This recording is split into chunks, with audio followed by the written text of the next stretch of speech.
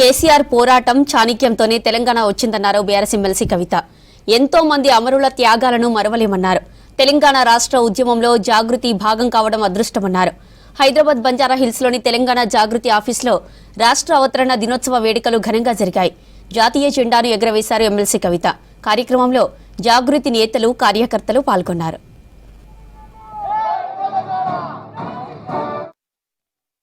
తెలంగాణ రాష్ట్ర అవతరణ అంటేనే పోరాటాలతోని, త్యాగాలతోని కూడుకున్నటువంటి చరిత్ర.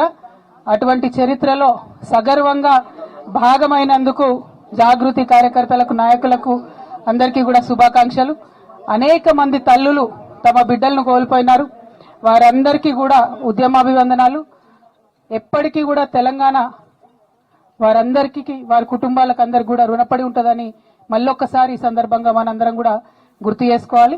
దాంతోపాటు కేసీఆర్ గారి పోరాట పటిమ, వారి యొక్క చాణక్యంతోనే రాజకీయంగా ఉద్యమించి వాళ్ళ రాష్ట్రాన్ని సాధించుకోగలిగినాం.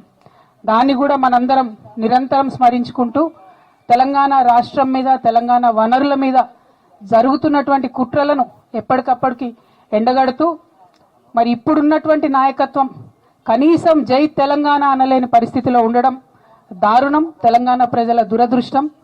ఇప్పుడున్నటువంటి ముఖ్యమంత్రి గారు కనీసం తెలంగాణ అమరవీరులకు ఇవాళటి రోజు కూడా నివాళులు అర్పించకపోవడం దారుణం. దీన్ని మేము తీవ్రంగా ఖండిస్తా ఉన్నాం. ఇది అమరవీరులకు జరుగుతున్నటువంటి అన్యాయంగానే మేము భావిస్తాం.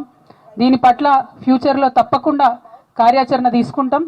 ఈ ముఖ్యమంత్రి గారు అమరవీరులకు నివాళులు అర్పించేంత వరకు కూడా తెలంగాణ జాగృతి ఆధ్వర్యంలో పోరాటం చేస్తామని ఈ సందర్భంగా తెలియజేస్తూ, మరి ఆ చైతన్య స్ఫూర్తిని నింపుకొని ముందుకు కదలాలి.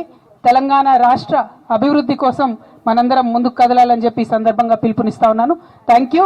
జై తెలంగాణ, జై తెలంగాణ.